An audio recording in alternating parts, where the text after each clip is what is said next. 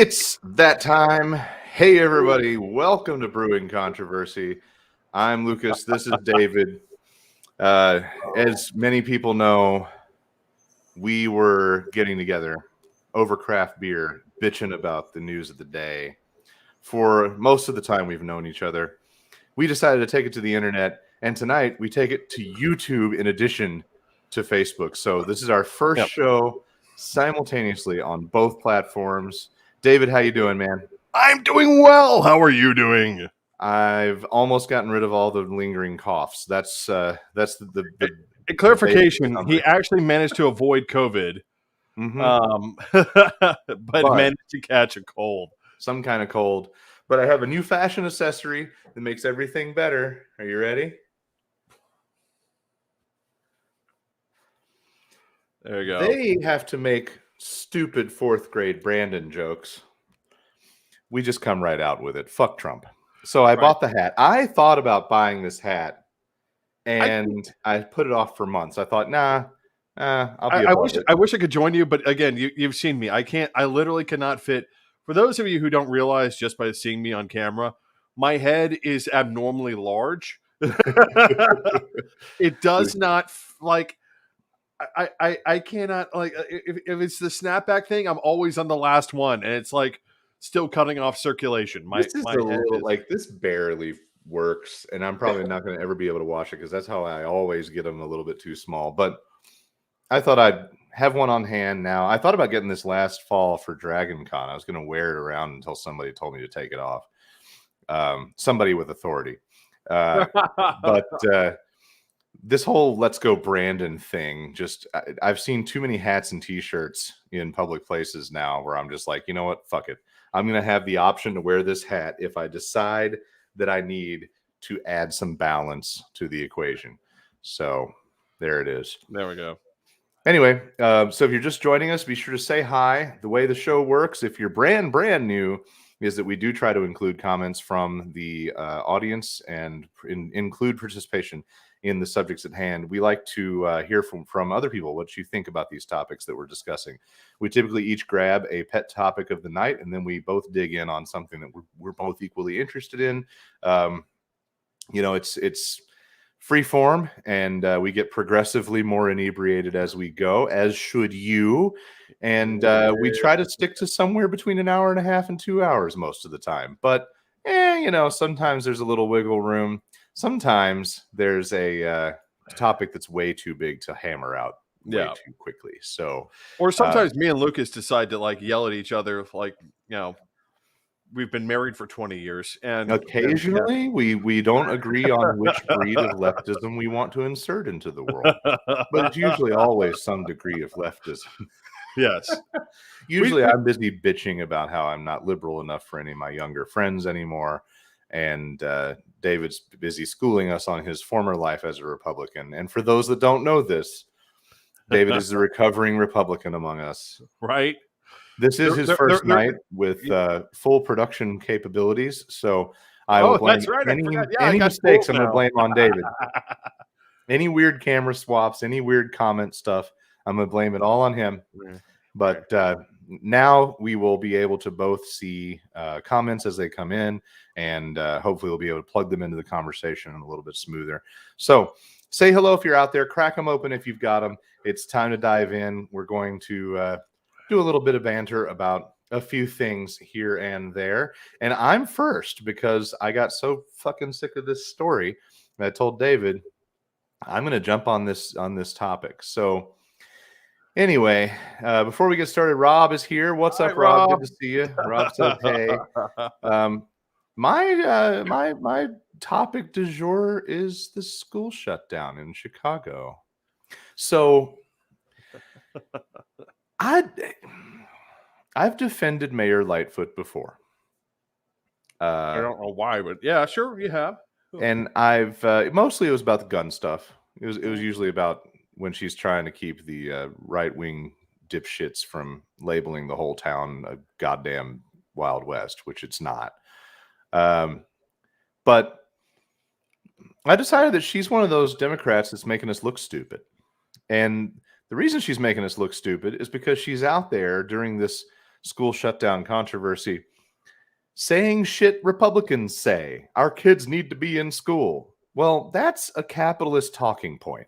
Our kids need to be in school so that our slave fucking labor can come and do the job and have the free built-in childcare that our corporate welfare on the state provides to them. And that's something that's problematic for me when your school system and your city haven't done everything they can do to mitigate COVID risks or dealing with it when it pops up. And that was the crux of the problem. The teachers were saying, look, we're not comfortable with Omicron. We're not comfortable with the rate at which we're losing attendance, the rate at which we're losing people to be out that can't work. And the schools are all in flux different ways. And we don't have any good standards. Nothing is clear. Nothing seems concrete. And then you had the parents coming out after the mayor stood around saying, I'm speaking for the parents, and the school, the teacher union, I'm speaking for the parents. And all the parents suddenly decided to talk to the media and say, nobody asked us shit. Nobody spoke for us anywhere. So the whole thing's been a fucking mess. Evidently, I can't find information on the vote, but today they were supposed to vote to return tomorrow with some new standards. And I gotta say this, you know me, I'm pro-union as the day is long, right? I've organized for unions before. Even I gotta say, from a certain perspective, the Chicago Teachers Union is a little bit gung-ho, but they're not as wrong on this. It's fair for the union to turn around and say, listen, if you don't tell us exactly what the rules should be and what protocols we're supposed to have, then what are we supposed to do? It doesn't make any sense. Right. And Lightfoot standing around there going, you are a legislator. You are a someone in charge of handing down directives, handing down laws, or looking at people and saying, hand down this directive, hand down this law. And you can't sit down and for 24 hours and say, in instance A, do this. I went to law school. This is what we do. Literally, you should be able to do this practice out in 4 hours. I thought it was pretty ballsy for her to be out there, essentially trying to play tough guy with a group of people that are underpaid and in way too much danger and facing way too many challenges. Like, bitch, this is how you lose workforce. Get on TV and talk tough about how, well, they're not going to get paid. Nah. Well, take your Beetlejuice looking ass back to your office and come up with a better line, because no, you don't get tough right now on teachers. I want to point out, again, you're in Michigan right now, and I don't know what the situation is in Michigan. The situation hasn't hit critical levels here in Tennessee, but in Kentucky, there's not enough teachers at all, period. Because Kentucky, they are some of the lowest paid teachers, even after the union strike a couple of years ago. They're still some of the lowest paid teachers in the entire United States. And a bunch of them looked around and during COVID and said, well, shit, I can get more money as a bartender. I can get more money selling crap on Etsy. I can get more money, I'm sure, it being Kentucky and everything. And I can make a lot of allusions about economics, our current economics being very reminiscent of early 19th century Europe. But I'm sure a lot of them looked around and said, OnlyFans will give me $60K a month. $60K a month, $60K a year. And the state of Kentucky will give me $35K a year. Yeah. I'm going to show them titties. It's just not a good time to be telling teachers to put up or shut up. And I don't really understand the negotiating tactic of a mayor that's going to get on TV and openly fight. She should have looked to the example in New York. New York's new mayor was bitching out CNN for trying to create more controversy than really existed. He spent more time trying to explain to them, you guys want to call it a showdown, but I'm trying to work with the director of schools and we're both on amicable terms. We just disagree on some details. You guys want to make it into a fight. You want to make everybody think we're fighting, and that's the wrong thing to do. And of course, we'll touch on this. We're going to talk about media tonight. Yeah. That's not an honest approach, and I resent the fact that you're painting it like we're having a fight. I thought he was a real stand-up guy for saying that. And then fucking Lightfoot shows up and brings her little potato crate so she can reach the fucking microphone, and then she decides to talk tough like she's some kind of bad bitch. Why don't you stick to the shit you're good at and not try to strong arm? She wants the governor's chair. Already under enough pressure. We need to acknowledge what this is about. She wants the governor's chair. She's either running for Senate or she's running for governor, and she's barking semi-Republican talking points so that she can seem to move to the middle, so that Southern Illinois doesn't rise up as one to crucify her if she runs for statewide office. Pretty much, that's a good summary. Here's what I don't get: Daley had the right idea. Now, I'm not saying Daley was a good guy; he wasn't. But Mayor Daley had the right idea, which was Daley said, all I have to be is mayor of Chicago. That's all I have to be. And you know what I'm going to do? I'm going to deliver every vote I can from Chicago to whoever kisses my ass full on with the lips. Like, put a little bit of massage oil on there, get the glutes nice and loose, and go ahead and plant your lips right on there. Right? I mean, Daley had the right idea. And Daley said, I never need to be anything other than mayor of Chicago. But I guess Lightfoot wants to be, who the hell cares about what Durbin says half the time? No one I know. Well, the most ridiculous part of this to me was the approach of my way or the highway. It really seemed like the mayor threw a fit and decided, you know what, fuck them. If they're not going to show up for in-person school, we're going to fuck everything up. They blocked the teachers from logging into their email. Like, they made it impossible to go remote. They've had all this fucking time and all this fucking federal money to come up with an alternative plan. Every school system in this whole, every public school system, because fuck the private schools, every public school system in this whole fucking nation should be able to flip a switch at the drop of a hat to go remote, either for one school, one classroom, or an entire system, just like that. We've done the work. If these local fucking yokel asshats can't have their systems set up to do this, they're dropping the fucking ball. So spend less time talking tough to teachers and more time getting your shit together and putting your house in order so that you can turn over to a remote system when necessary. I mean, let's think about this. No more excuse for there's a flood. I can't drive into work. Whatever. Snow days. None of us have that anymore, right? It's you can log into. What was it like? God, how many years ago was it now? Like 8 years ago. My company was moving from building to building over the holidays. You want to know what we did? We all went remote. Yeah.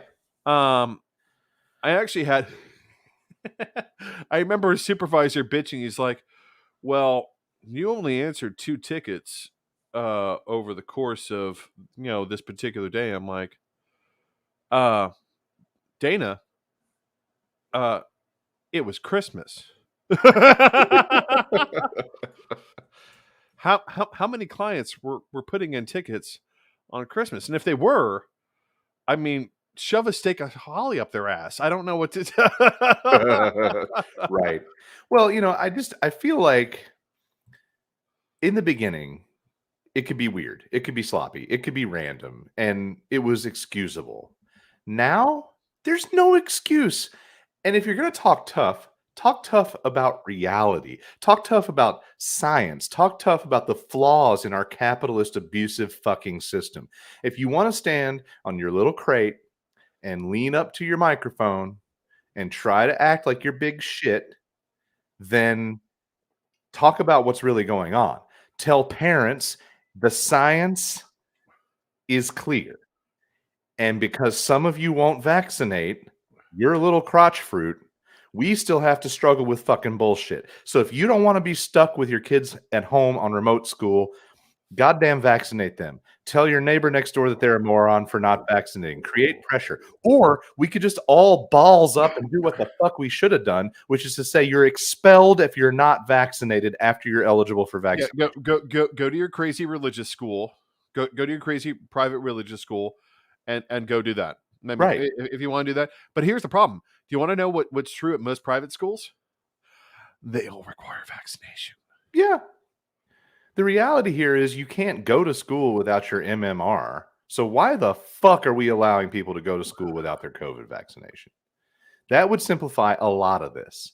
But instead of having a pair and doing something like that that's truly bold and truly embraces facts and science, she's got to get up there and shit talk teachers. I got so sick of her ass. It was one of those things where I'm like, you're not helping. You're making us look like fools. You're making Democrats look like fools. Well, I mean, I think we always need to acknowledge that there's that, and again, this is, I know everyone who's been on this show for long enough has heard this bitch, but there is no such thing as a Democratic Party or a Republican Party. There's a Democratic coalition and a Republican coalition, and the problem is that we need to acknowledge that Lightfoot is definitely on the more moderate side of that Democratic coalition. Yeah. And that's where she thinks she's going to go to, for those of you who don't know Chicago politics or Chicago like how neighborhoods are divvied up, like she's looking at the Gold Coast crowd, right? She's looking at the donor crowd, who may or may not be entirely as on board with this whole, why? Because they turn around and they're like, well, half my workforce is back on remote because they can't leave their kids.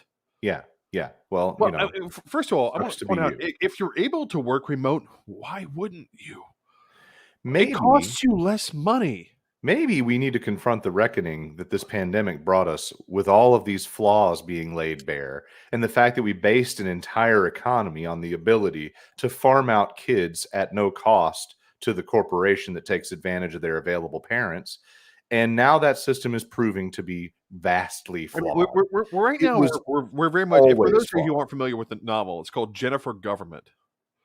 And it's this dystopian novel where everyone's like, your surname is your employer.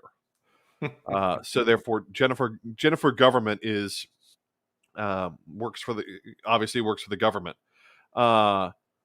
And we really are. That's really what's happening here. Yeah,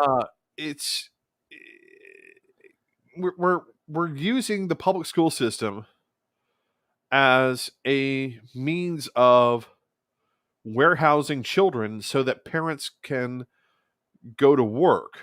And the worst part is, we're using it as a means to warehouse children while we educate them in a bare bones fashion for the minimum things required for them to become more slave labor and worker bees. Yeah, it's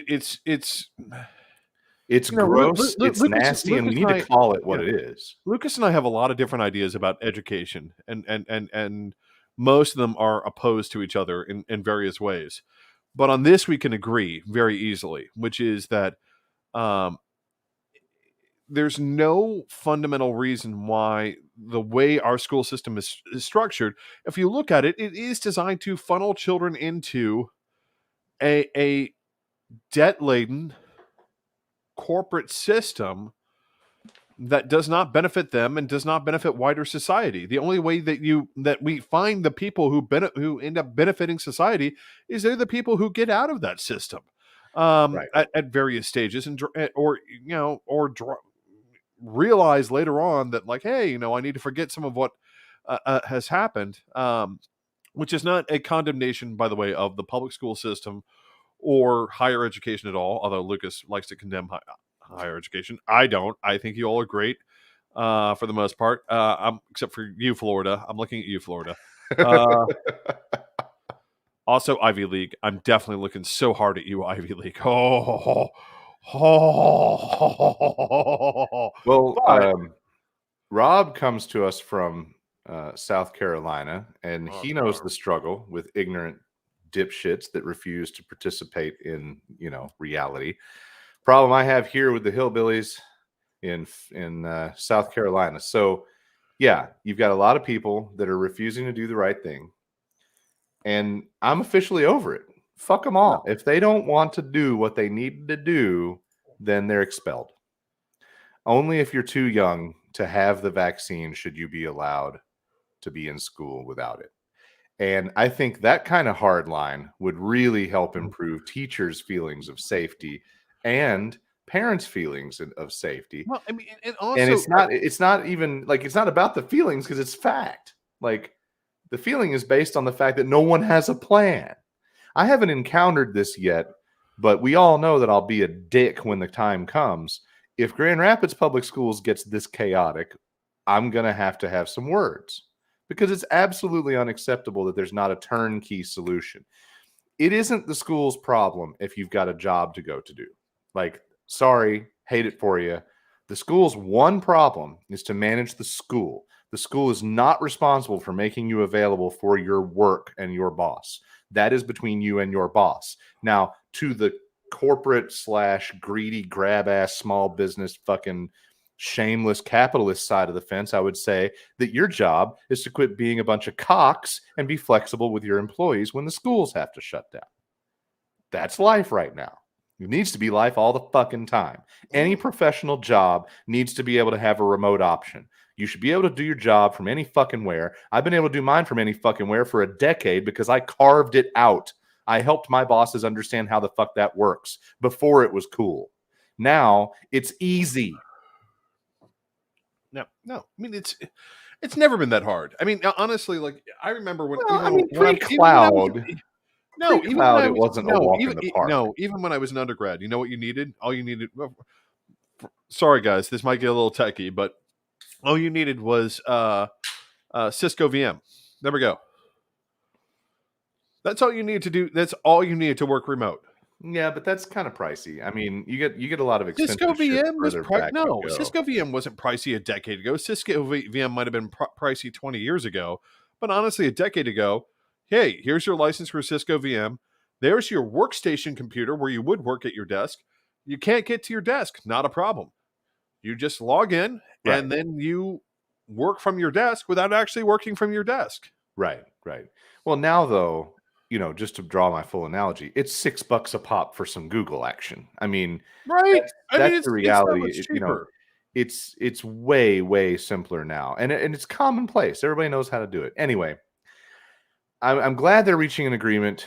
I don't always side with the civic unions, but in this one, I really felt like the teachers were getting the strong arm, and they didn't deserve it, and from the most laughable of places.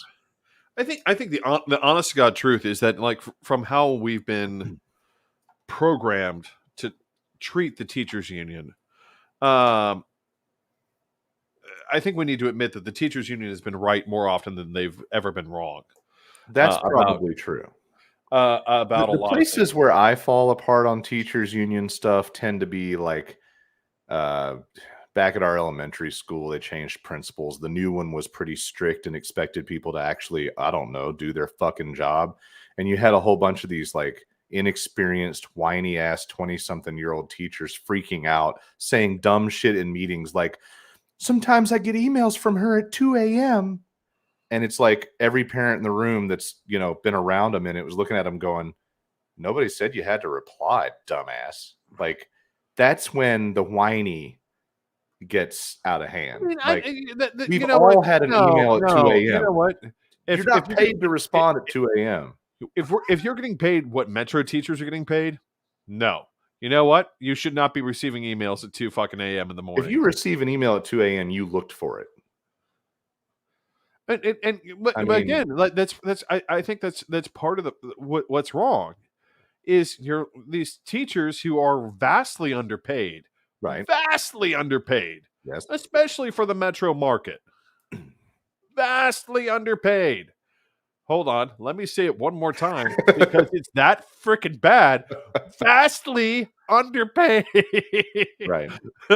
They're in this paranoia of like, oh, I'll lose my job if I'm not, you know, still working at 2 a.m. I don't think that's in the morning. I don't think anybody legitimately believes that. I mean, like, dude, the paranoia that people have, especially when you're in a professional position like that, it is intense. And I think we need to acknowledge that, hey, you know, it's people are programmed to think that if I don't do this way, I'm going to be in trouble. And I would argue that, especially for what they're getting now, if we were paying them what they were worth, Like if Metro Nashville teachers were getting paid $80K a year, yeah, sure. Like, go ahead and answer that email at 2 a.m. No, you're making what you should make, and within limits. Hey, I think every company and organization, including public organizations like schools, there need to be rules. In fact, I would support this being a federal labor law.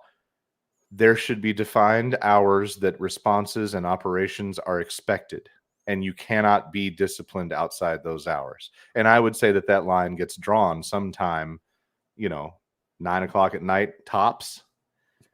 Unless you're top leadership, you aren't accountable for fuck all at 2 a.m. Nobody should have to be. And organizations and bosses that aren't full of shit live that way. I mean, I might get an email at 2 a.m. Hell, I've seen my boss online on Teams at 2 a.m. when I accidentally opened it. Like, what the fuck? Why does he have a green dot? But you know what I didn't do? I didn't ask him why he was there. I let him exist in that particular bubble of hell by himself. I didn't want to know. I don't want to be dragged into the conversation. I don't want to have anything to do with it. I'm probably inebriated and likely playing video games. So good for him, But we should all have boundaries. And I think the workforce revolution we're seeing right now is giving some of those boundaries. But, we'll see. Olivia makes a good point. There are a lot of jobs that simply can't be done from home. She can only do hers offsite for a few days. Flexibility and not threatening people's jobs over having to stay home with kids is critical. And that is absolutely the key. There should be lots of protection against that sort of thing. And if you don't have an operation that's flexible enough for that, then you need to do something to fix the problem. I'm not going to try and dive into the economics too much here, but I think it's one of the main epidemics that we honestly have in America. We don't have an epidemic of psychopaths running companies. We don't have an epidemic of lazy workers not showing up to jobs. That's not the main epidemic that we have a problem with. The epidemic that we have a problem with is bad business models. Yeah. Bad business models that do not account for exigencies and are so tied to a particular way of things existing that they cannot ever be modified. Yeah. Well, if you're a person of power in business, whether you're a policymaker inside an organization or you're the entrepreneur, you're the boss, you're the big cheese, at this point, if you don't like your workforce getting sidelined at home because COVID, then you need to adopt some policies to make a difference in the world. You need to start firing motherfuckers that refuse to get vaccinated. If you want shit to get better, be part of the fucking solution. That's my mantra.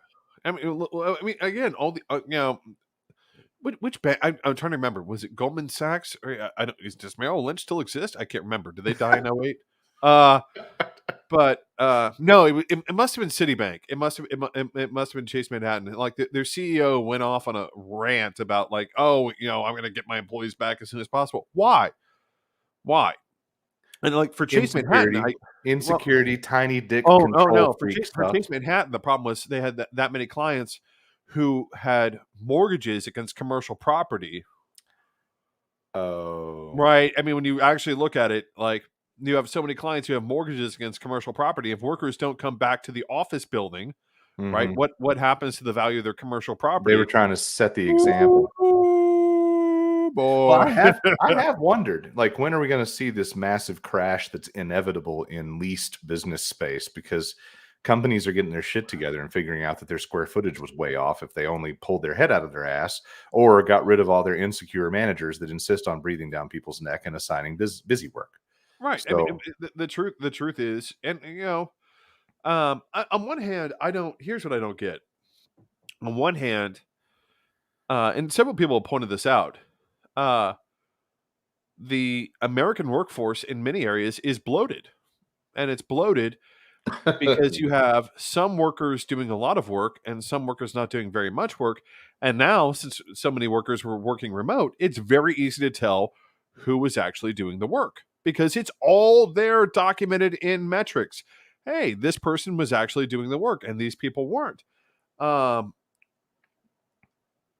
I think part of the problem is that you have a management culture in America, because the truth is, if you look at a lot of those managers, and I know I've been one, and I'll be honest, for the job that I had and what I had to do, I was on Reddit like 4 hours a day.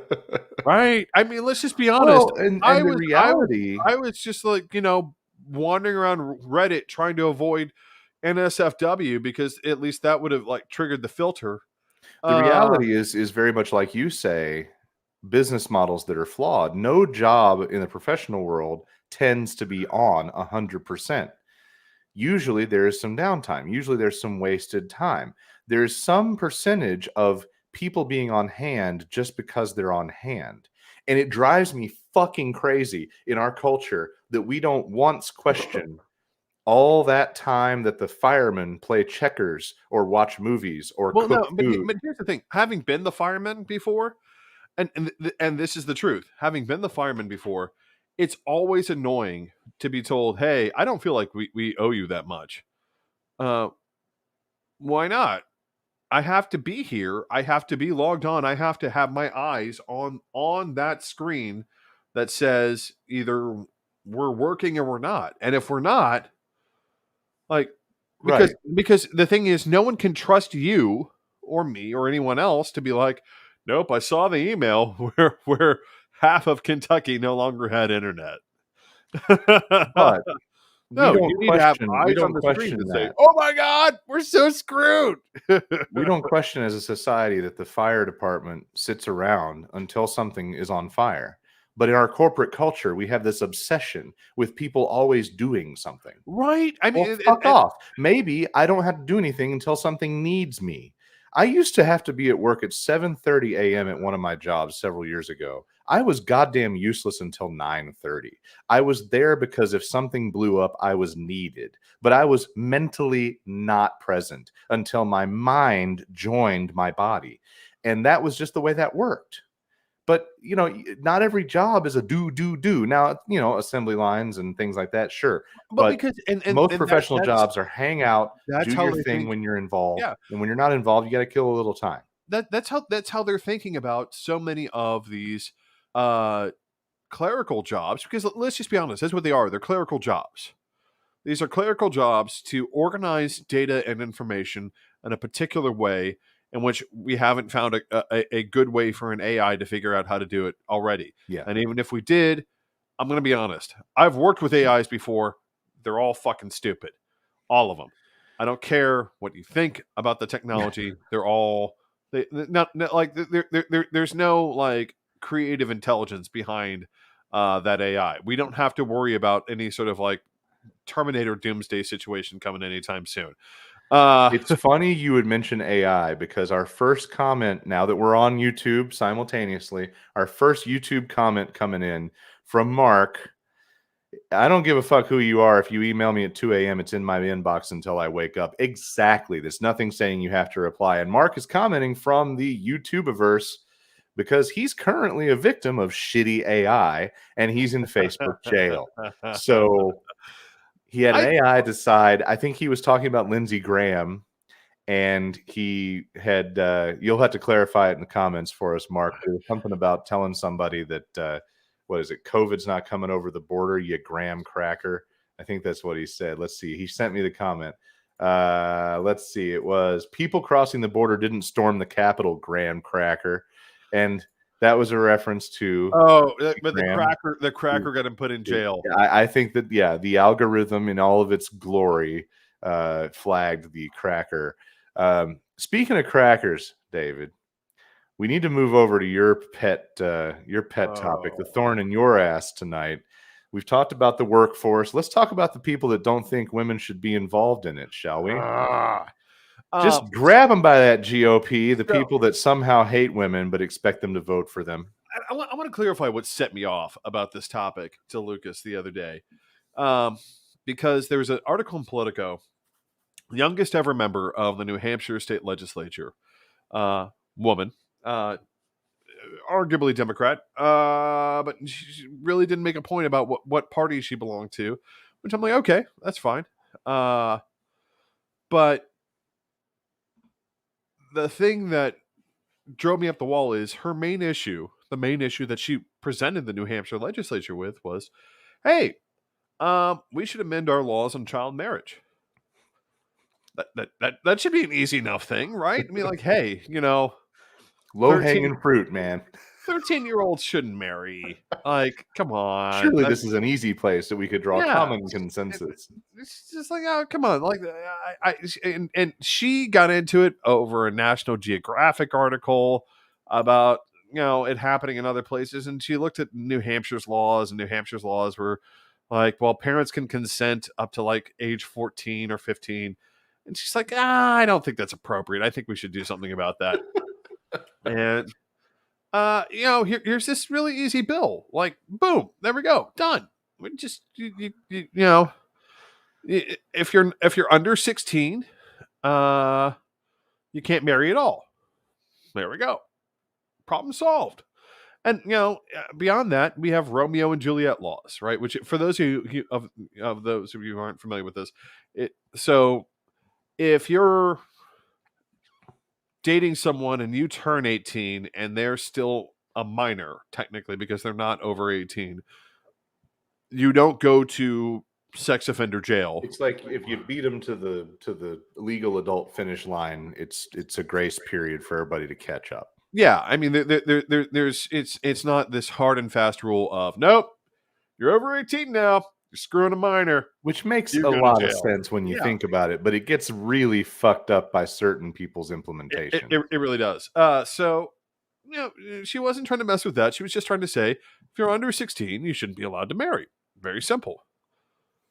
She couldn't get it passed. The Republicans kicked it out of committee. The Republicans kept, and I want to point this out. The reason this incensed me is because the Democrats here in Tennessee tried to do the same thing. And one of the Republicans did it here in Tennessee.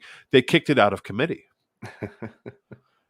Except the difference is, in New Hampshire, they just tried to say, well, it's not an important bill. They haven't, like, they went on this whole, like, well, there were only 5 child marriages in New Hampshire last year. So, I mean, it's not a big... Well, good God, that's like 3% of the population. There are 5 children under the age of 16 were married to men over the age of 18. What? What the hell? That's literally 5 too many from Olivia in the comments. Exactly. God, what the hell? Why would you say, oh, that's fine? So you came at me. You came at me earlier this week. I don't know. You were like, I want to talk about Republicans' relationship with women, and I'm like, okay, well, I mean, I think we all know it sucks, but this angle is a particularly interesting, like, nastygram of the position because it shows the other end. Like, there's no genuine interest in women-friendly policies from what you can make of the platform of the Republican Party. And then when you dig deeper and you find this kind of shit, you really get down to it. They only want this item, this object, this possession they consider the female human to be a certain thing. And as soon as they grow pubes, they're cool with them becoming a baby factory. That's what we take away from this child marriage thing. And then, please don't ever leave the kitchen. Please never come to work. And I've gotten, I've got plenty of arguments that I can have. It's okay if you come to work as long as you're home and make dinner and take care of all the kids. Well, and as long as you're not in the leadership and you're getting the coffee and you're answering the phone. But like, even in my biggest fights with some aspects of feminism, I can't defend these basic Neanderthal ideas that those assholes seem to subscribe to. There's no room for that in humanity. I mean, and you and I differ very much on our relationships with feminism, and that I am, gung-ho nearly 99.9% of the time. But I mean, this is how, like, the thing is, you have to look at it and say, how much do you hate women? Right. That you would be okay. And it's they don't hate women, David. They have binders full of women. Come on. I like my pipe. I want to point this out. I like my pipe, and that's why I'm not throwing this across the room. I had to physically and mentally restrain myself from throwing my pipe across the room at that statement. It's here in my hands right now because it's very important to me, and I like it.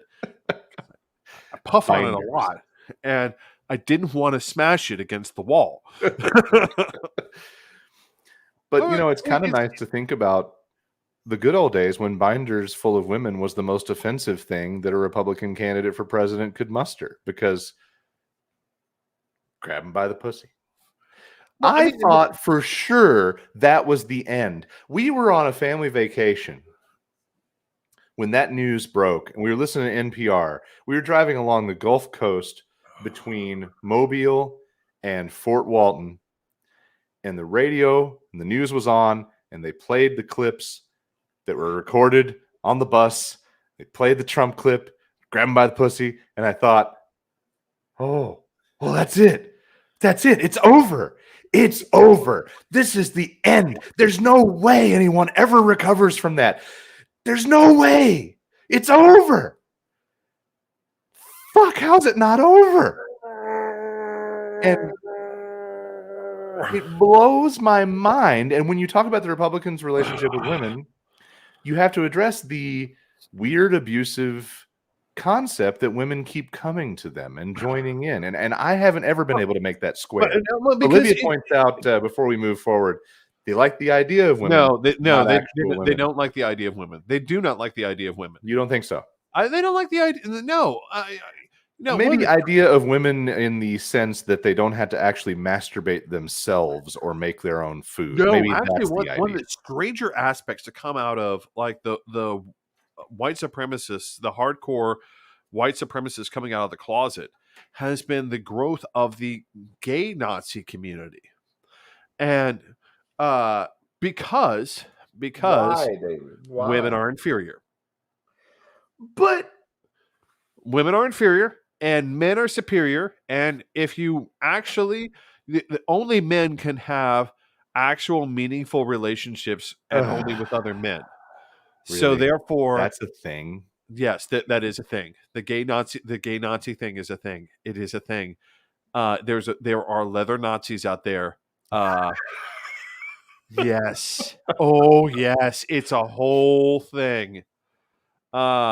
No, that's the thing. Not even trad wives. If trad wives are to them only a.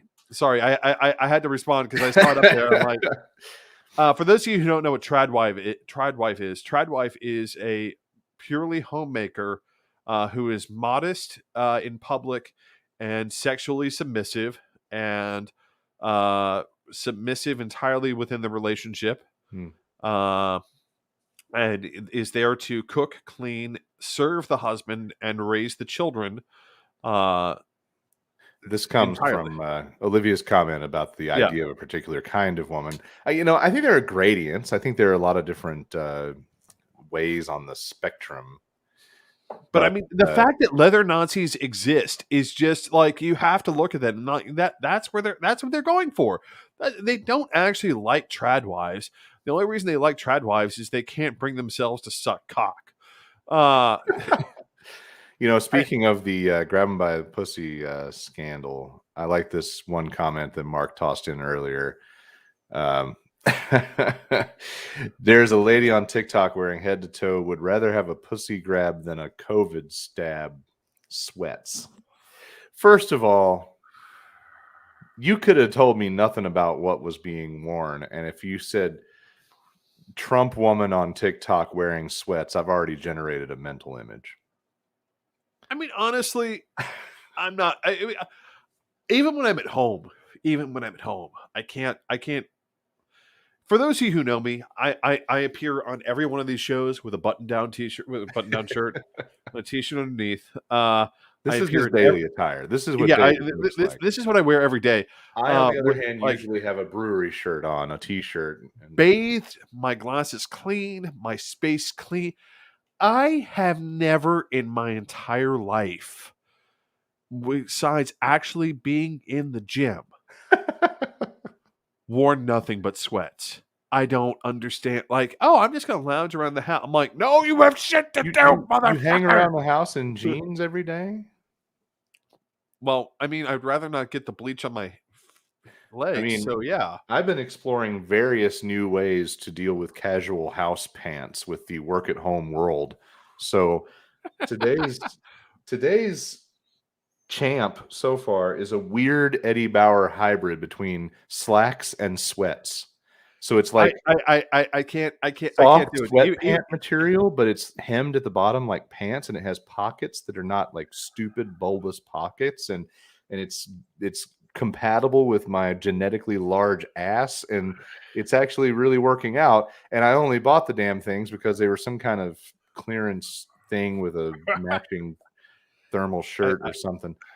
I'm almost grossed out that I have Eddie Bauer lounge pants, but yeah, you should be.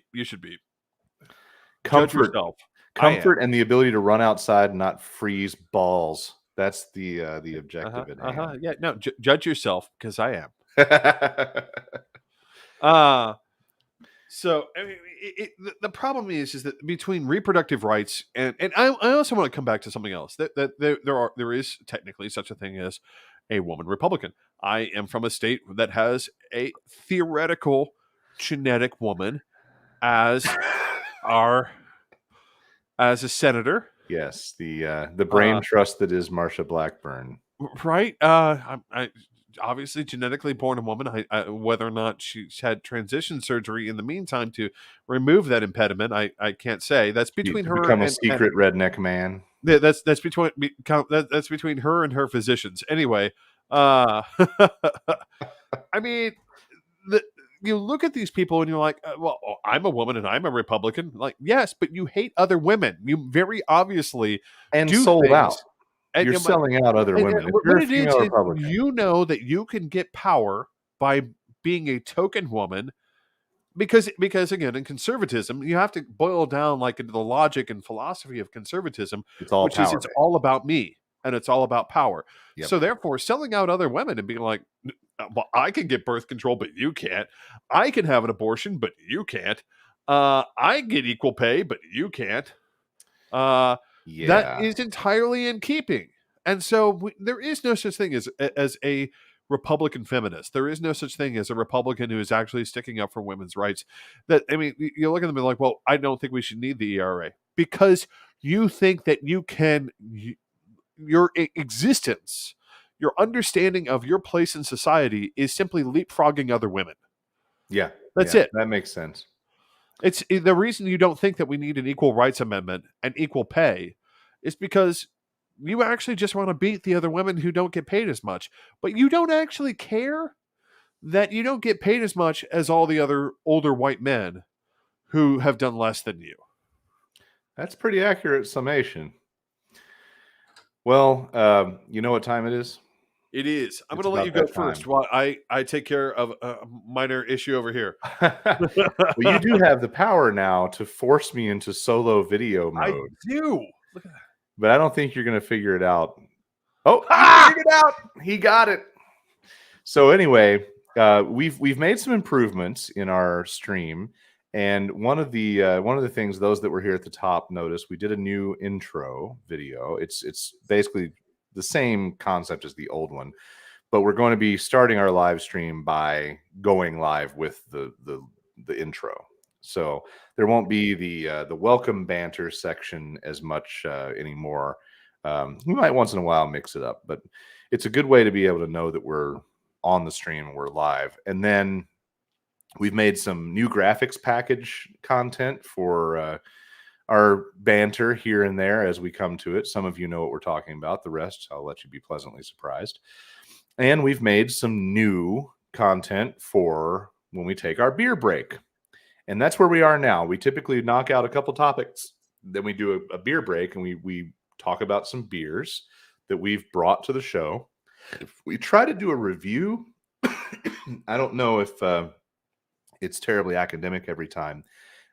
We don't profess to be some kind of professional tasters or whatever, but We do try to give an honest, straightforward opinion about recommendations on good stuff that we're trying or stuff that didn't quite hit.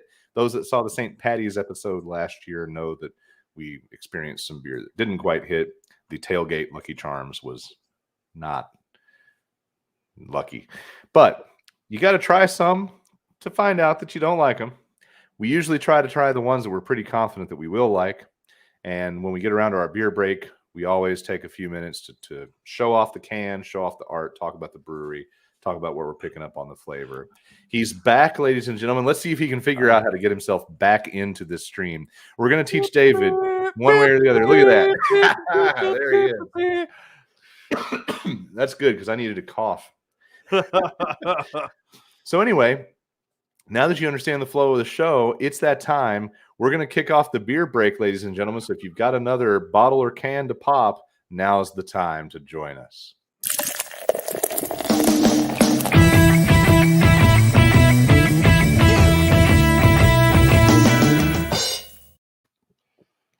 And you, sir.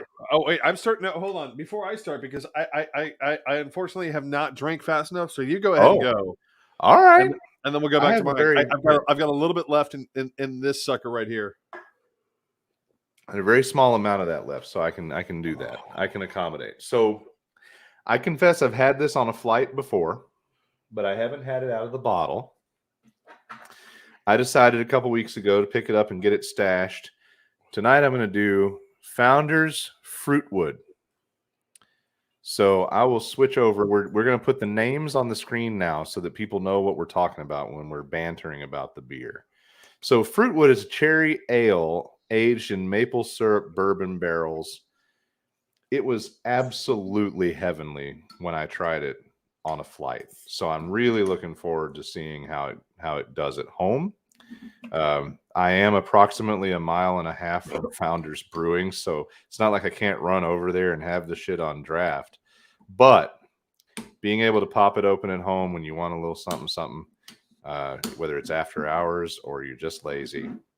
I have the world's coolest but worst and least effective bottle opener, so it takes a minute. I have this bitchin' Millennium Falcon bottle opener, but it's so useless. I want to testify that is like you have to.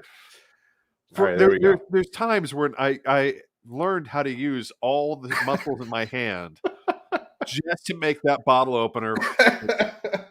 I still came out with a cut from basically prying it off the bottle with my own flesh. The trick is to just snag each of the little creases for like a third of it, and it'll come off.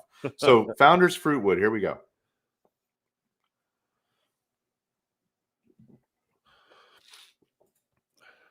That is just so damn good. And the reason, I think, is because it's not in your face cherry. It doesn't turn into cough syrup flavor. Olivia points out cherry can be hit or miss for beer. Yep. Sometimes it's Robitussin-esque. Yes, exactly. Yeah. Cough syrup. This works because it's very mild and it gives that maple flavor a good shot. So I've been a big fan of it ever since I tried the flight version. I probably should have brought a glass. Next time I'll start with one of these and I'll put it in a glass because there's a gorgeous red color. You can't really see it on the camera, but I'll get it in a glass in the future. We'll be able to see that. It's a beautiful beer. All right. So I'm going to pour this because it's actually, I want to point out, this is a stout.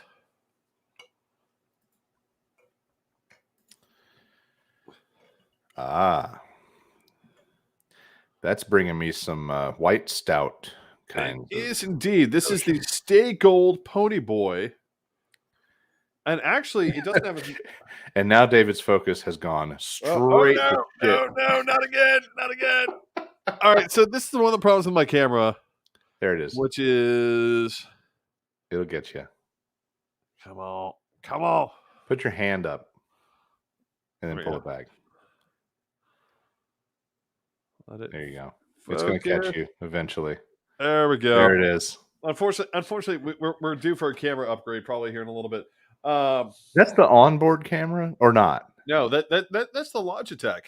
Oh, I bet the onboard camera would be a little bit less bitchy. Yeah, but so for those of you who don't know, we went through a long thing with cameras, and unfortunately, the iMac camera does not do a very good job at adjusting light levels. That's right. I remember that. It makes everything in me look like vibrant green. I forgot to mention this is an 8%. I should have mentioned that.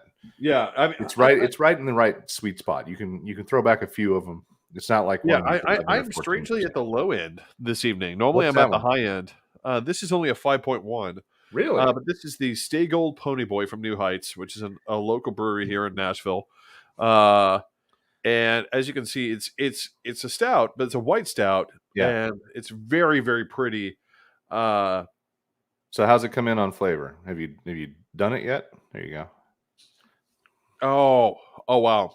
All right. So for those of you who don't know, New Heights makes one of the best coffee stouts in existence, called Coffee and Cream. They do. And that one's pretty great. This is basically it's the coffee without the cream. That's what this is. Oh. It is a. It's definitely got a little bit of a.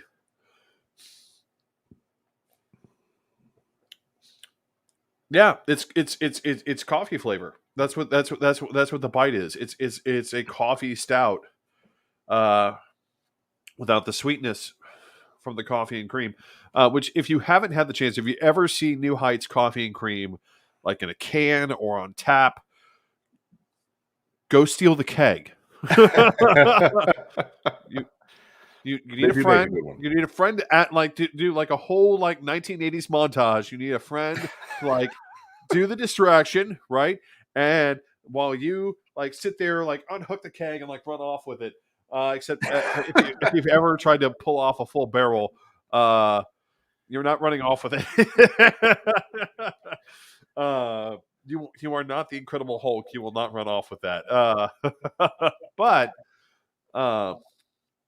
no, this is it's super delicious. It is very stouty, but again, because it's New Heights and New Heights, I'm sure I have had something bad from them. I just can't remember it. Well, they were always very participatory in the adult nights at the Science Center in Nashville for several of those initial events, and I always look forward to seeing them there because they would have. I think they have a couple of They have an IPA, right, that everybody kind of expects, and I think they would keep that one, and then they would add two other ones in rotation. Well, I mean, I always look forward to seeing those guys because they were right there in the same neighborhood as the Science Center. And they really just seem to be into what they're doing. They know they make good beer, and they know people love it, but they know that they appreciate the love. Well, because the other New Heights dark beer is the Navel Gazer, right? Yes, which is absolutely fantastic. Well, and they also have their Samurai. Which is also absolutely fantastic. When they do dark beer, they don't do heavy, and I really love the fact that they made a white porter. It tastes porterish. It is when you pour it, when you saw it didn't have a huge head, and actually that head dissipated super quick. Yeah. It is a porter, and it is really, really super tasty. Although I'm going to say, however their gravity mix works out, it doesn't slosh like a porter. This is not as viscous as I would imagine a porter to be. It's got porter flavor without having the porter heft, which, by the way, again, makes New Heights extra good because it's not as dangerous. Or rather, It is more dangerous because you'll sit there and be like, oh, no, this is fine. I had 4 of them. Oh, my God. I was looking at their... Why does the floor look so close? Oh, that's right, because I'm laying on it. I was looking at their description of that Stay Gold Pony Boy. It says lactose, chocolate, coconut, coffee, and cinnamon. That does sound great. You've got to see if you can get your hands on the... Oh, where did it go? This sounded amazing. Community smoked pecan amber from them. That one. That's the one that I'm going to try to get if I come back in time. All right. That sounds like it would be so I'll go for it. Smoked pecans, man. Okay. Anyway. South, everything is smoked pecans. My ass is smoked pecans. I don't know. Enough about the beer. Let's get back into the pleasurable topics of ridiculousness. And the most ridiculous one at the moment is the lack of true journalism, the presence of propaganda. It's not just about Fox. There's a general problem, but the state of journalism, especially in televised media, is in the shitter. Now, you brought this up as a topic, and I told David when he brought this up, like, we should both handle that one. That one is close enough to both of us. I went to school initially for journalism. My grandmother was a journalist. I thought that's what I might do. You had to go in the journalism school to get into graphic design when I was in college. So I entered with basic journalism courses. Then you could choose to go off on that design path. So I have a heavy amount of respect for the ethos of journalism, and I see almost none of it now. Now, some people just play loose, but I still call them on it. People don't think that I criticize CNN, but I do. Oh, yeah. And then you have Fox, which is just beyond the pale. And you brought this up, so I'm going to let you lead on what really brought it to mind. Because what pissed me off the most was the texts that were coming out. Yeah, and go ahead, throw that up there. Throw Mark throw Mark Compton's thing up here. Oh, sorry, we're both clicking it, so we're yes, we are. All right. So we need to like, this is our first time on YouTube and our first time doing this together. We need to designate someone to be in charge of clicking, because we both just like continuously for like 3 seconds we're like, no, show hide. It unfortunately does let you override each other when you're on live. Yeah, it's so Mark Compton. I blame Reagan's FCC ending the fairness doctrine. Yes, that is a big piece of the problem. And it is, because when, now the argument is, well, they're not actually using the airwaves. Well, that's fine. They're also taking federal funding to expand broadband. So guess what? You're still on the same hook, and they still should be on the same hook.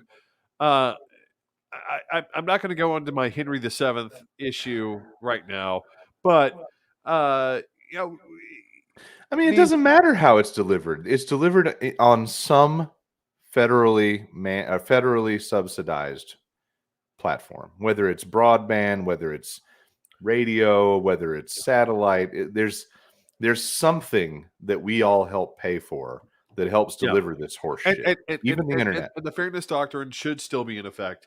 Unfortunately, it isn't right now, and it does create a problem. Now, a lot of people think that was a really heavy-handed, more powerful rule.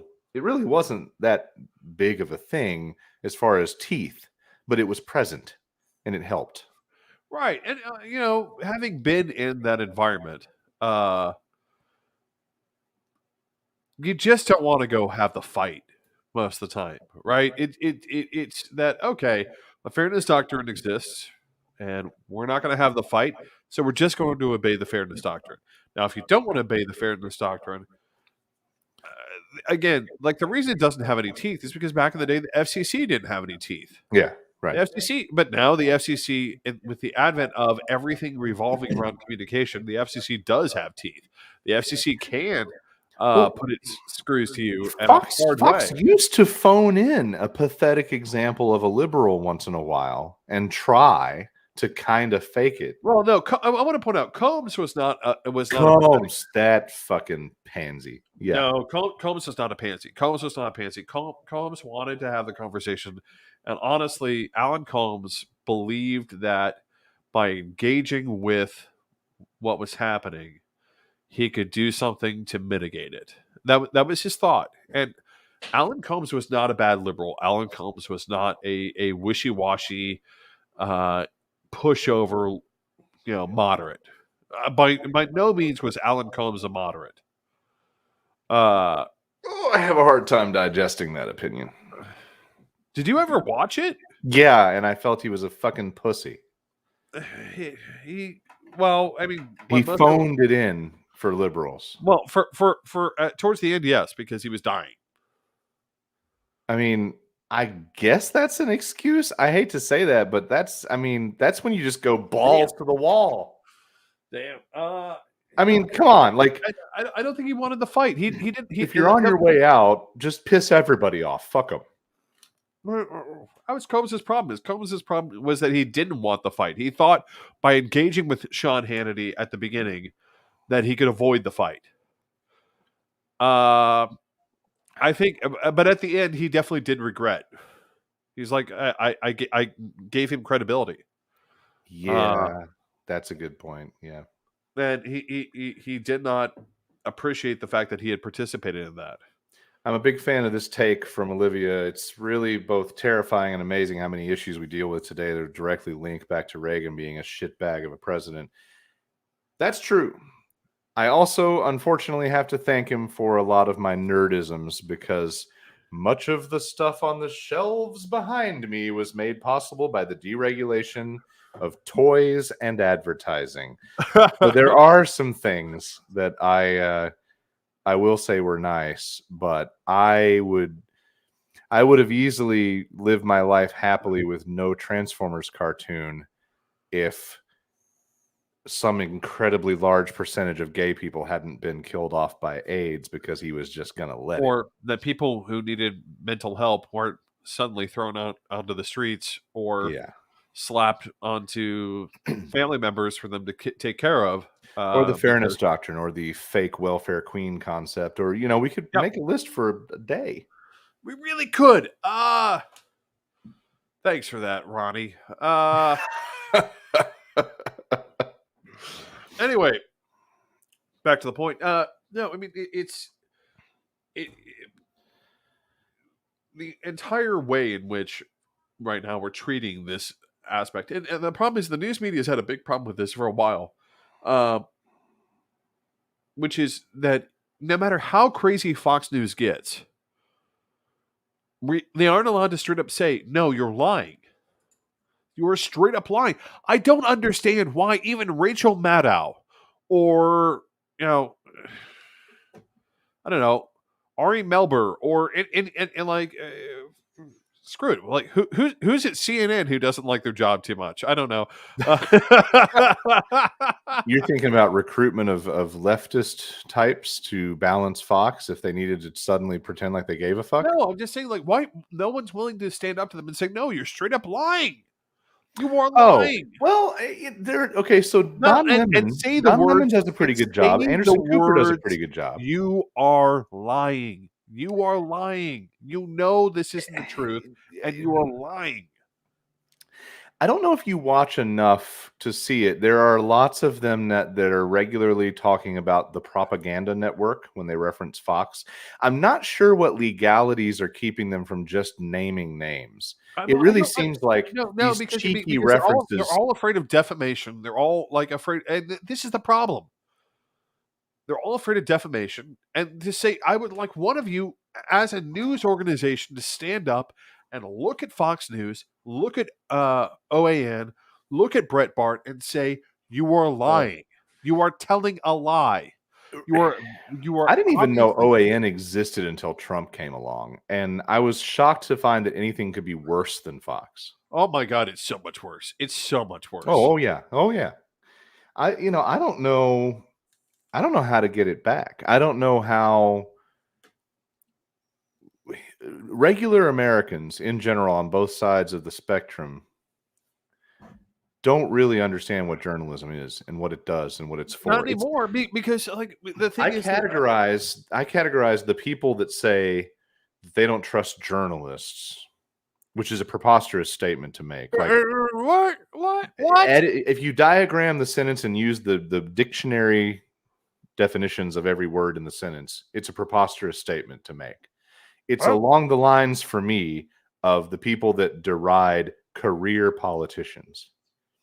We should have respect and honor in our culture for both the career politician and the journalist. But we've gotten into this situation where Fox and OAN and all these other pieces of shit in the propaganda world, they've created a bubble where these things are not real things that are trustworthy. When in reality, there are people that abuse these institutions on both sides. But one side has mastered that abuse because their followers are the stupidest motherfuckers available. Really, I mean, honestly, like that's the thing that we're hearing constantly from Fox News is don't believe your lying eyes, right? Yeah. I mean, it would be it'd be like me looking at all our viewers and saying, "No, I don't smoke tobacco." No. You know what? I am completely abstinent of alcohol and tobacco. Yeah, that never happened. It didn't happen. No, but I mean, like to look them in the eye and say, it is. But when your base is built on the least educated, most clueless, most superstitious, and I know you're going to get frustrated because I'm going to beat up on religion again, but we're talking about people that were willing to sell out their entire religious indoctrination to give Trump the excuse of being the imperfect vessel for God. No, but I want to point this out. It's because they aren't religious. Not really. They aren't actually religious. Well, they're cultists. We know this, but they're cultists. I mean, this is the problem. Like, I belong to a religion. I acknowledge the flaws with the idea. Like, rationally, I can look at the entire concept of the virgin birth, the resurrection, all of that stuff, and be like, well, I mean, scientifically, this is a little bit difficult. This is not like what. But you're involved in something that has the ability to say, take from it what you will. It's a fable. Right. It's a tale. It's a life lesson. Like, again, I don't believe in a sky wizard. I don't believe in Zeus. Right? I believe in a God, and I believe, religiously in that Jesus of Nazareth was the Messiah, but I don't ascribe to that magical properties, right? I don't think that, like, oh, if I can find the nail that Jesus was like went in Jesus' cross, that like all of a sudden I'll be granted holy powers. I'm like, that no, that doesn't work. That doesn't make any fucking sense. This is a little bit of a side trip, but I have to ask you because you're one of the few. We've got some people watching that are religious folks that I actually can get down with. I got a guy around the corner over here, loves fucking craft beer, and he runs a fucking church, and he's one of the coolest dudes that I've ever met. We've actually hung out now 2 or 3 times, and he has not tried to drag me to his service or invite me to his church, and that's a litmus test for me. If you can be a person of faith and not try to pressure me into joining in, I will respect you and you respect me, and we can be friends. Lucas, come to my church. There's free wine. Right. So I've been thinking about asking you this, and since it's come up in the conversation, I'll go ahead and do it. So what the fuck is the rationale that A, your sect, and B, you personally give to the virgin birth mythology? Since we just came out of the season, I mean, I'll be honest. I fully believe that Mary may have been a part-time prostitute, who got pregnant with a Roman soldier's baby and then quickly latched on to whoever she could. See, I've usually there's multiple. I mean, like, there's multiple theories that Mary may have been a prostitute. May have also explained why later prostitutes played such a interesting role in the foundation of the church, including Mary Magdalene, who was a prostitute. Right. So the deepest religious piece of my life, despite having a grandmother that taught Sunday school and a grandfather that was a deacon.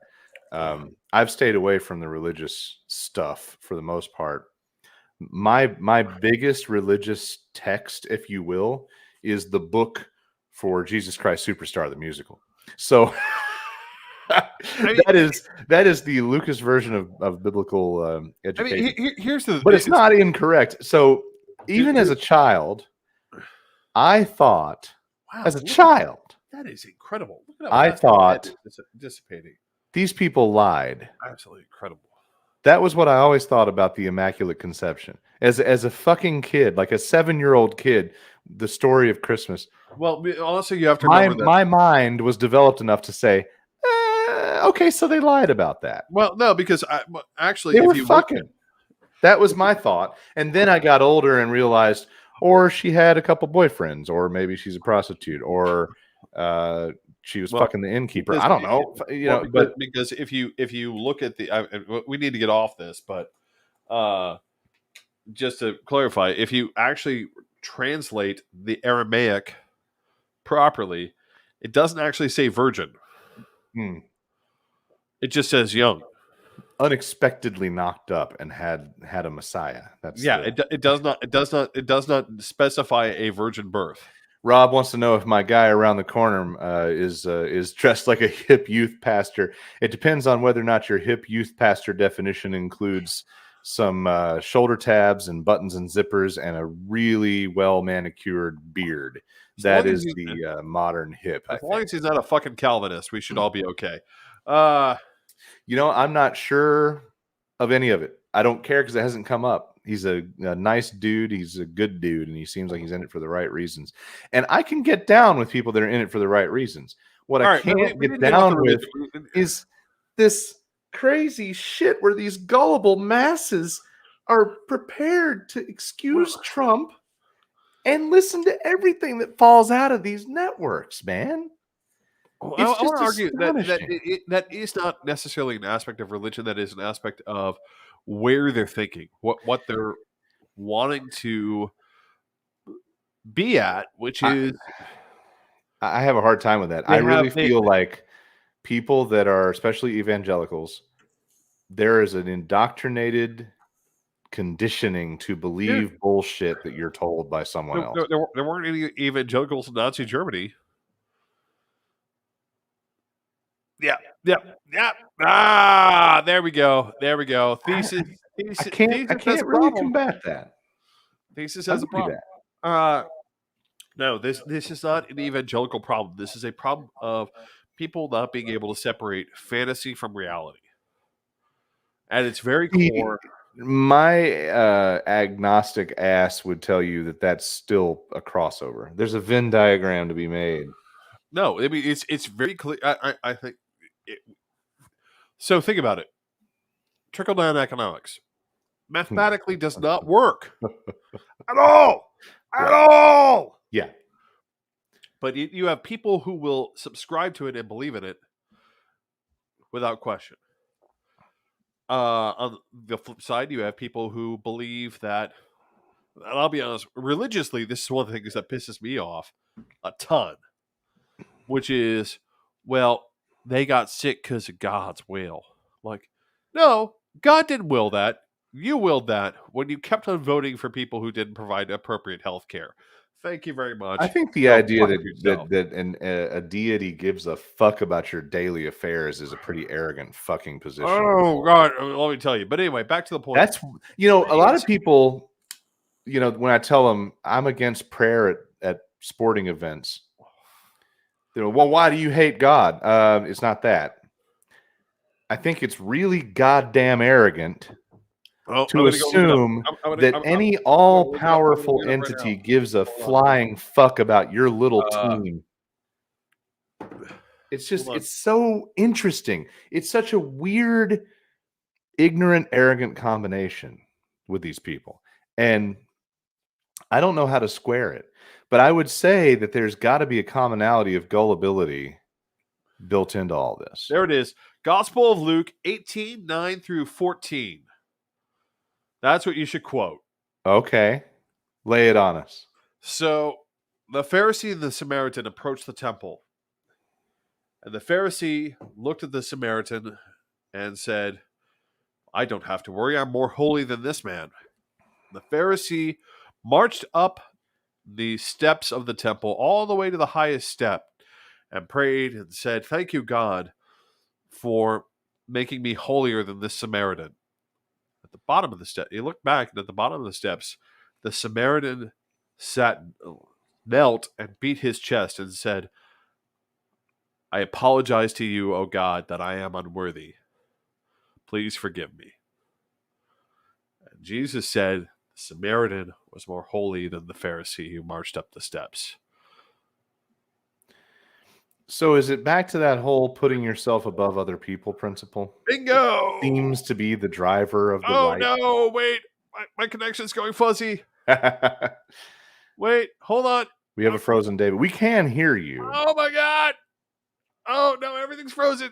Everything's frozen. We can hear you. It's so bad.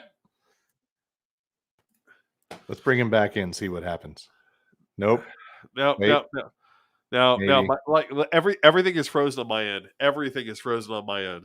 All right, you're gonna have to wait, there you are. Hey! Sort of. Oh, we have slow motion joy. My back? Yes. I think you're back. Clap for us. Close enough. I didn't know you were going to clap like you were in a production of Carmen. So I guess, yeah, okay, putting themselves above other people, but I just don't.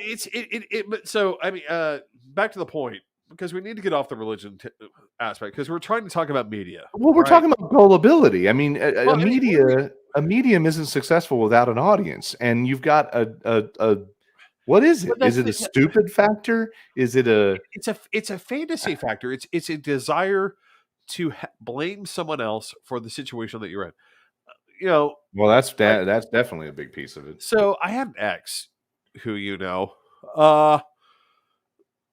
who was really concerned about, like, are we heading down this path of Germany? And I said, no, at the time, no. We're not heading down that path. And the reason I said that is because I said, Weimar Germany did not have established democratic institutions. Weimar Germany had only been a democracy for 10 years before Hitler took over. We've been a democracy for 200. We have lots of institutions that are going to stop Trump from being fucking Hitler. Yay! The problem is now we are more and more looking like Weimar Germany, and despite our institutions, and the reasoning is that what enabled the Nazis to take power was their ability to look at other people and say, these are the cause of all your problems. Because they could very easily look at the communists and them throwing rocks and Molotov cocktails and all the rest of that shit and be like, oh, well, no, they're the problem.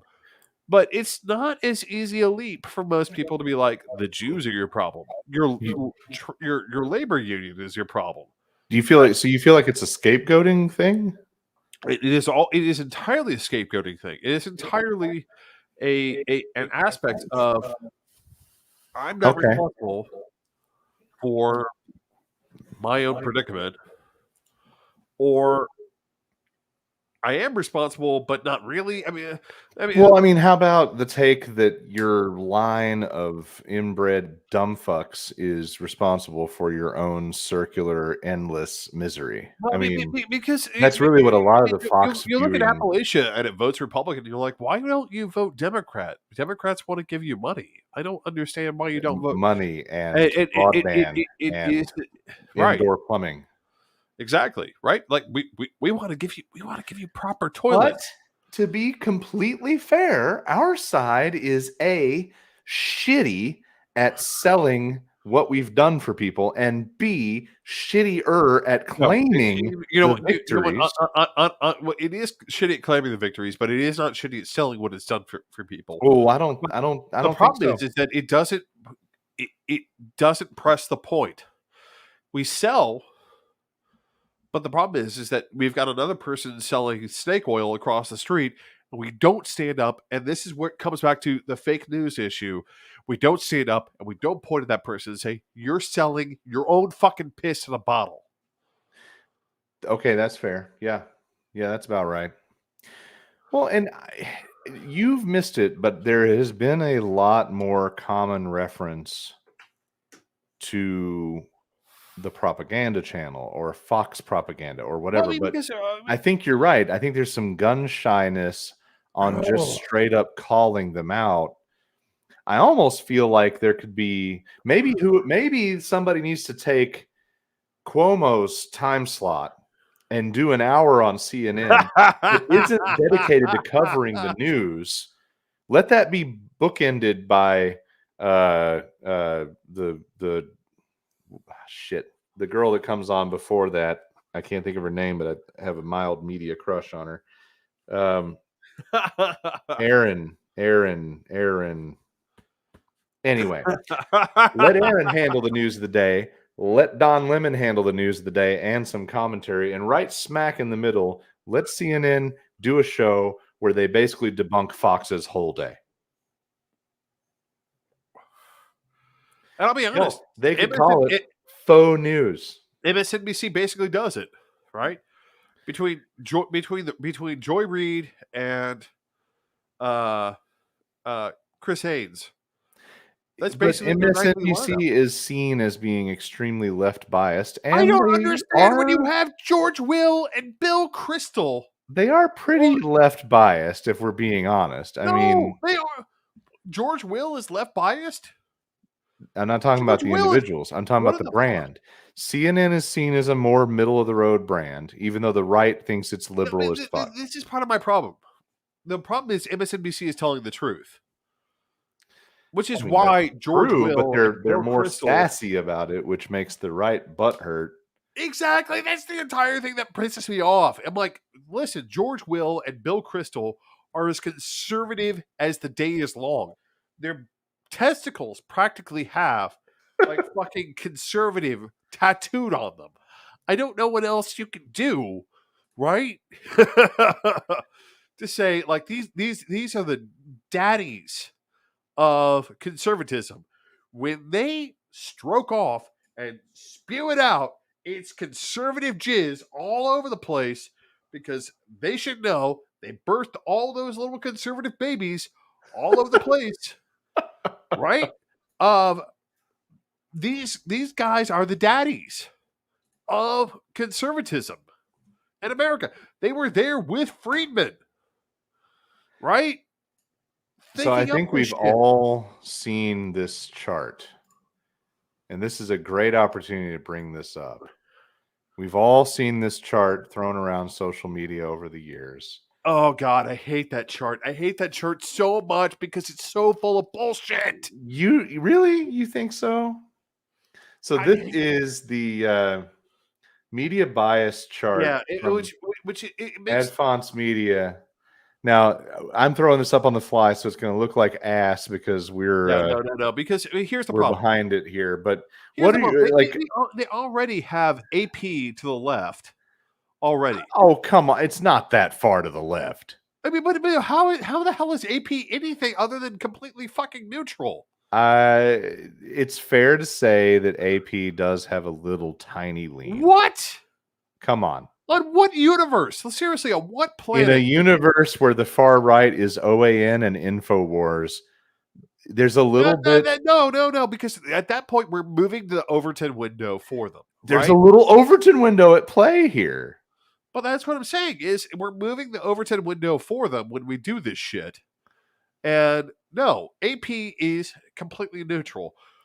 Wall Street Journal is a little bit to the right. So in your perfect world, would you say that this chart should always put AP at the center line? I would say AP should be the center line. Okay. At the very least. Okay. All right. I could kind of live with that, but it's not that much of an adjustment. Well, it is, but on the now we have like the y-axis, right, going up and down, right? Which is we have MSNBC like constantly going.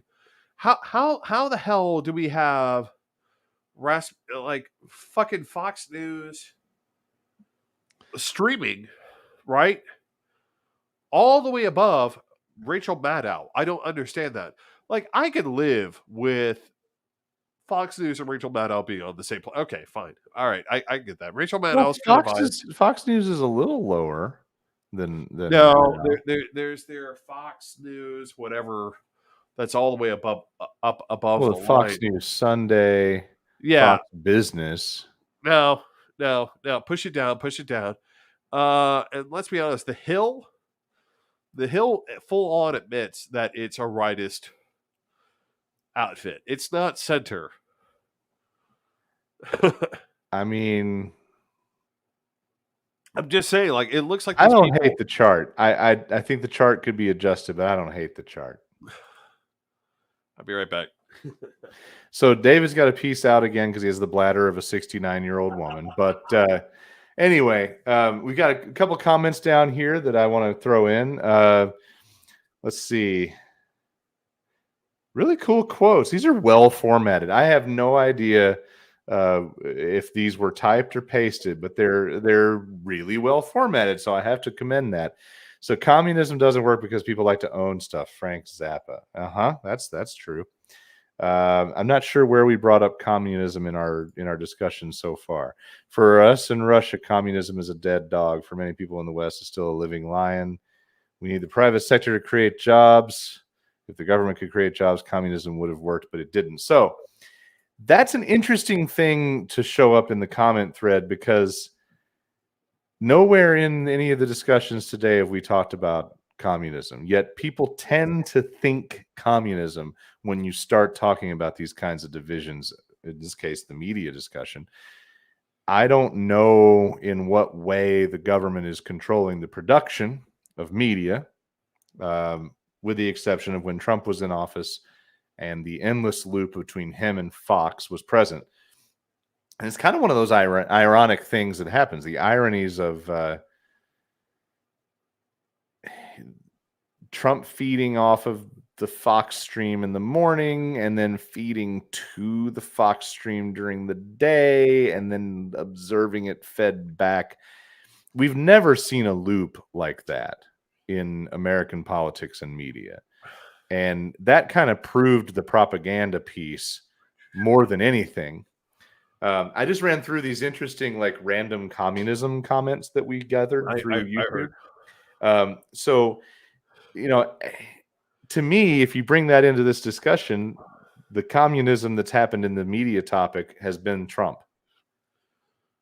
Trump controlling the method of production colluding with Trump, and so the loop continues. But the thing is, if we're going to be honest about, first of all, fuck even the mention of communism for the most part in American media, because none of us use it right at all. None of us use democratic socialism right. Well, I mean, I'm always very clear with people when I talk to them. I'm like, I'm a social democrat. That has a specific goddamn meaning. Yes, it does. This is true. Right? Of like, yes, I like capitalism. I just think it needs guardrails. There we go. Right. I am not a democratic socialist. I do not dislike capitalism. I people who are like, oh, yes, capitalism is terribly flawed. And that's why it needs massive, big ass guardrails, because otherwise it fucks it up. As opposed to democratic socialists who say capitalism is flawed, we should get rid of it and introduce state intervention in its entirety. By the way, part of a social democracy is I'm very much in favor of state intervention at several points. I just don't think state intervention should be the end in and of itself, right? So how coincidentally, some of the most conservative states in the union have been some of the most socially democratic. I'm looking at you, South Dakota, when you didn't have any concrete factories in your entire state, and instead you decided to create a state-owned concrete monopoly. Huh.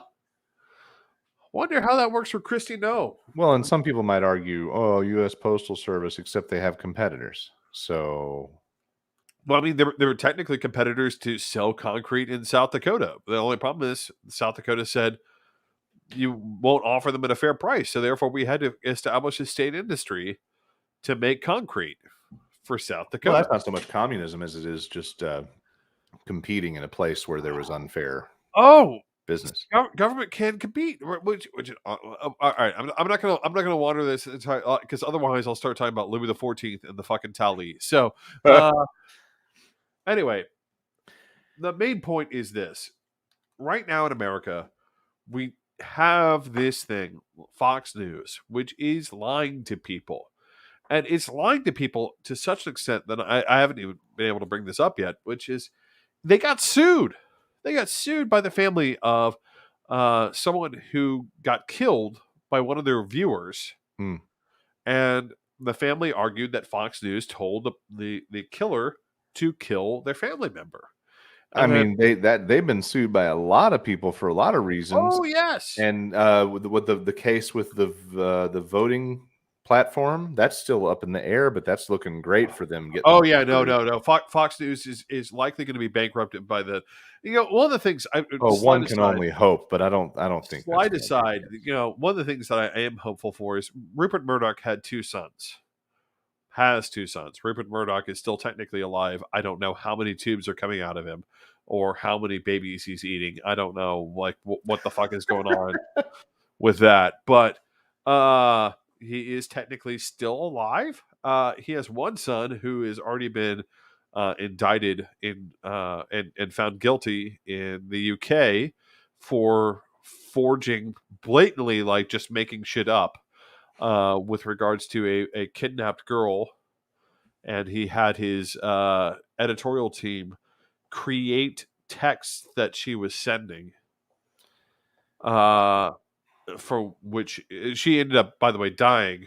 But it later got realized that the Daily Mirror had completely fabricated several texts. I wish I could say that was surprising.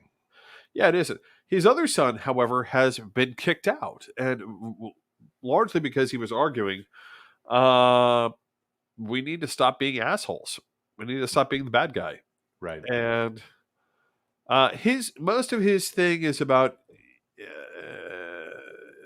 environment. I'm not going to claim that a Murdoch actually likes minorities, because I don't know if that's a possibility. It might be a genetic predisposition to be like, you aren't the color of paper, and therefore don't know if I value you the same as actual people. But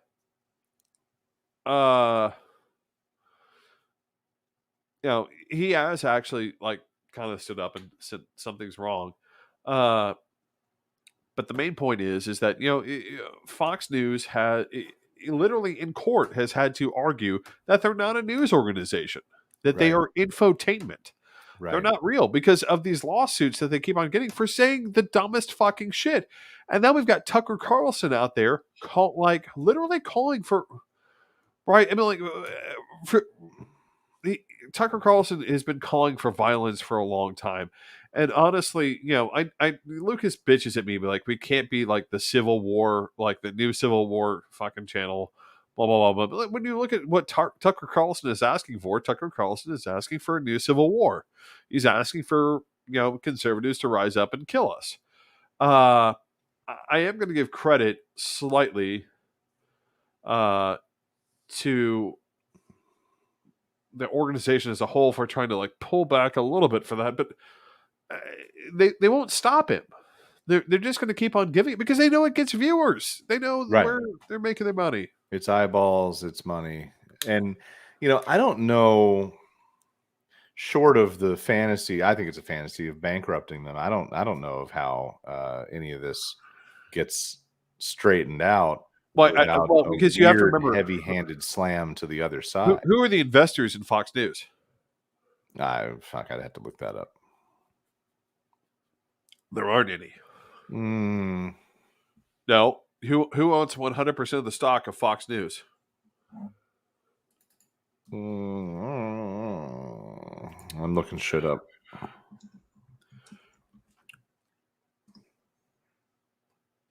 So, fund management organizations. The Vanguard Group. Dodge and Cox. Yeah. T. Rowe Price. Yachtman Asset Management. BlackRock Fund Advisors.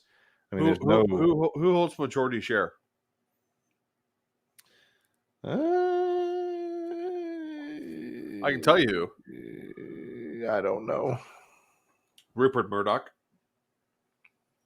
Let's see. Institutional investors. Well, there's 54% evidently spread around all these clowns. Yeah, but he doesn't have to actually worry about them because they'll never vote together to save their lives. Right. But what's your point? I mean, yeah, that doesn't make it better. No, I'm going to go ahead and throw this up.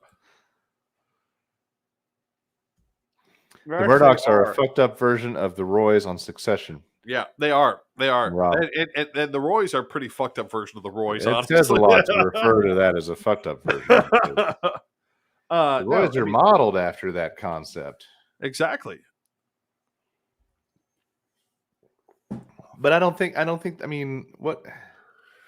That doesn't mean anything. You know, him having any kind of control, that doesn't mean shit. Well, what it does mean, however, is that we're lucky enough Rupert Murdoch falls off the face of the fucking planet. Somebody gets his shares. Oh, Jesus. They'll never admit that he died. Weekend at Rupert's. No, it'll get to the point where they're like, we've kept his brain physically alive, and therefore he is technically not dead under the rules of whatever like small micronation that we've created around his brain. But I mean, really, like, there's nothing that solves this. There's no quick fix that solves this. I think there's 2 generations before we see people become less stupid. The quick fix is fairness doctrine, number 1, reinstituting fairness doctrine. But that'll just look like the liberals trying to rig the system. Fuck it. The conservatives try and rig the system all the time. Hi, welcome to the U.S. Supreme Court. Screw it. Number 1. Number 2, let's just go ahead and call a horse and a sheep. And Fox News has already said that they're not a news organization, and therefore they should not be subject to the same First Amendment protections as the rest of news organizations. But what are they really enjoying First Amendment protection-wise? I mean, the sources. Yeah, no. So the law says you don't need a source when you make shit up, right? And so it's fine when you sue them and they say we can't reveal our sources because we're a news organization. Oh, yes, you can. Why? But there's no source. You aren't a news organization. The source is essentially the writer's room. There's no. They make exactly. Shit. That's the point. Is if they have to admit that they made shit up and they lied, then guess what that opens them up to? Defamation. They're no longer subject to the NY Times decision on defamation. Yeah, no, but if you make the blanket statement over and over again that the election was rigged. Okay, so here's where they lose out. There's nobody. You can't defame the county clerk of bumfuck Illinois. Sure you can. Because here's the difference. You can't defame an entire election system, which is kind of what they've been doing. Well, but you can defame the county clerk. Here's the rule. So right now, the rule is that either has to, if you are a news organization and you publish a story about what is quote unquote a public figure, you must have actual malice. In other words, you must actually hate this person, and you have to prove in a civil court that you actually hated this person when you published that story. Right? Because you're a news organization. If Fox News isn't a news organization, I don't have to prove actual malice. I just have to prove that you were lying. And if I can prove that you were lying and that you had reason to know that you were lying, then normal defamation applies. If normal defamation applies, you're screwed. Okay. All right. Do you see where my thinking? Do you see where I'm going with that? Maybe we'll get lucky and something like that can happen. I don't know. I've given up trying to explain to right-wing bozos what real journalism is and isn't. Well, because they don't care about real journalism. They just care about they just want confirmation. Caters to their fantasy. I mean, I'm going to roll slightly back to our little like random religious discussion that we had a couple of moments ago. The difference is do I recognize reality from fantasy? Right? Can I say yes? I can belong to a religious sect. And on the other hand, I still believe in evolution, science, magnetism. Actual magnets, not the magnetized bloodstream that you get from the vaccine. Right. I can still do all that. Like I have developed enough consciousness where I can differentiate between the two. Right. These people don't. Right? That's part of the problem. And the reason we're here is because the Republicans tell them, well, you'll get rich any day now. And of course, obviously you won't. Yeah. Now, granted, I can testify to being an example of this. Do I still buy a lottery ticket every now and then? Sure. Why? Because if I don't, I can't win. But right. Do I actually expect, like, at any given point that I'm going to go win the lottery? No. Nope. That's exactly where I'm at. Up here, it's exceptionally easy to play the lottery. There's a website you can play online. I mean, it's almost as debaucherous as it could get. Makes it easy. You can play online? Like you can like put in a credit card number and buy tickets? You can subscribe. Oh, wow. You can subscribe to buy. For those of you who don't know, in Tennessee, there's a strict cash-only rule that applies everywhere, which is if you cannot buy the ticket or you can pay with or whatever in cash. You can pay with PayPal. You can subscribe. You can be subscribed to 3 tickets on every Mega Millions over and over again. Like you could go badly nuts. A couple months back, I spent like $30 on some Powerball stuff. And like, I don't know what the fuck. I don't understand it all. I won $70. There you go. So I kept it in the lottery website in my balance. And I've just like once in a while taken $10-15 out of it to do another one. And then like a couple weeks ago, I won $36. So far I've stayed ahead of the system. So I'm in a Mega Million. That's the problem with Tennessee is I can't keep ahead of the system because I have to pay a fee every time I want cash from anything. Yeah, it's obscenely simple up here. Now there's probably a lot of bad social consequences for people that are not as conscientious. But oh well. How you doing, Cy? Yeah, India. I'm gonna show Cy. How you doing? Indian casinos all over the state. Yes, that is a thing here as well. No more than 45 minutes in any given direction, you'll find a casino in Michigan. And now we have them in Tennessee too. What? Oh yeah. What? The riverboat law is in effect. Oh. Huh. Okay. Well, whatever. So if it's on the river. Now, for those of you who aren't aware, previously Tennessee has said, we don't care if it's on the river. There's no casinos allowed in the state.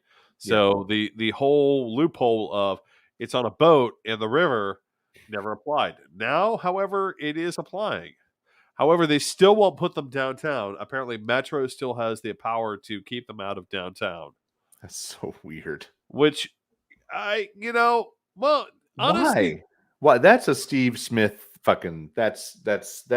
No, I feel like that's the kind of shit that Steve Smith or that racist bitch at Rebar would come up with to protect their own nighttime entertainment bottom line. No, it might be Steve Smith. It might be for those of you who don't know, there are multiple like entertainment consortiums who like to run downtown in Nashville. It's pretty dirty and gross. It's so dirty. It's so. You want to see how we really feel about it? You can check the recent posts on our page on Facebook because oh god, I got mouthy on that one. The chick that owns Rebar apparently told the DJ he was playing too much black music and he needed to change it, and he just walked out. I don't blame him. He should have walked out too. What the fuck? But anyway, yeah, we'll see how that turns out. That's not the only game going on tonight, David. You know, before we go, we have to do it. We have to do it. We've got a Predators game tonight. Predators game. And this is part of our fancy new graphics package that we're using. So go Preds. Yep. I think the game already started, actually. I forgot when it starts. But anyway, that's something I'm going to jump straight into. But before I can do that, we want the cup. Hey, by the way, if we're in the playoffs, you have to come home, dude. You have to come home and wave the flag.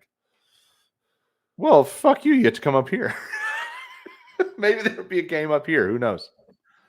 The Wings are not exactly in contention, dude. Well, you know. Oh no.